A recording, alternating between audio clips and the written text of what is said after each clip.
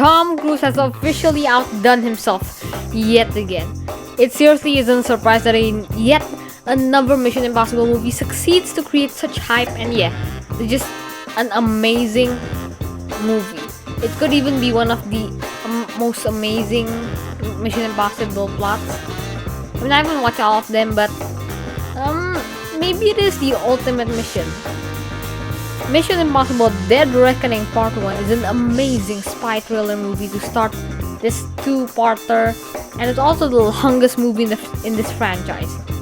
But I can say it's an amazing first part that gets you shaking for the second part.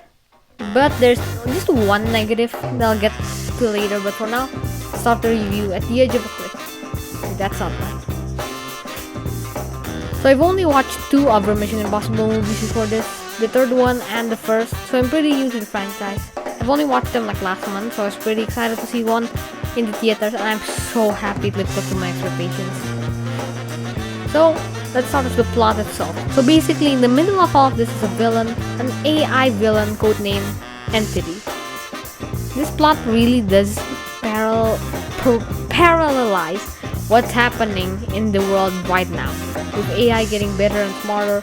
So basically, the gang tries to get this key to stop this evil AI, and that plot I enjoy so much. There's a few scenes that shows how scary what AI can do, and is so fun too. Let's start with the characters. Do we have to explain why Ethan Hunt is the best action hero ever? He's climbed the tallest building ever, held onto the side of a flying airplane, hung on the edge of a cliff, and then, in this one, drive off a motorcycle off a cliff and land on a train. That sums up our discussion. On him. But really, he's still a badass. So let's move on. The returning characters of Luther, Benji, Ilsa, and Alana are all so fun. I think they got the perfect amount of screen time. I don't really think they are like that sidelined. Next, for Haley Atwell's character, she's so fun to be with. She's fun, charming, and witty, so it makes the movie so much more fresh. And also, the addition of Pom Clementieff is amazing. She really can do anything. And for the villain, I think he's not the best. He's another like one-sided action villain, but he still has time to be better. Personally, I still like Owen Davian more, but okay. The 2 agents of the IMF that follow Cruz for the entire of the movie, thought they were a bit annoying for some reason, and I feel they didn't like do too much. But yeah. So after the characters, let's get to the action. Well, what can we say? It is a Mission Impossible movie. The action still is refreshing after years of Ethan Hunt. We still get good quality action. My favorite in the movie is probably the battle after that parking dome.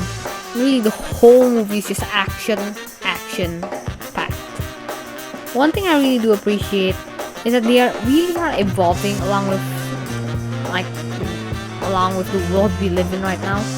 This franchise started more than 20 years ago, and the villain in this one is really living up to modern times and shows us how AI can turn evil, and it surely is a spectacle in some reason.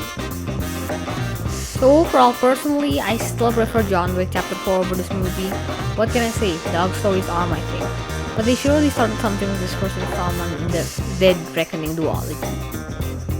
Now, the only negative I have is that the ending feels like more than like a half-complete movie. So I don't know how they can make this longer in the second installment, because it's like the problems are like almost all solved. Like one of them is the villain feels defeated in this movie, so that it gives us a bit of like a sense of victory for the heroes.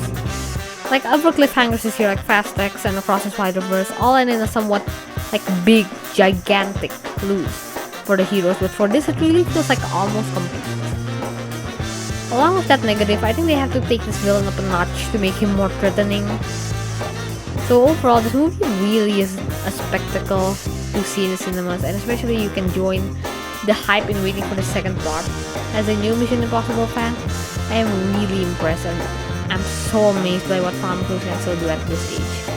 So I guess that's all. Maybe I'll go binge watch all the other Mission Impossible movies. I really am sucking up these action movies. It's all because of a dog.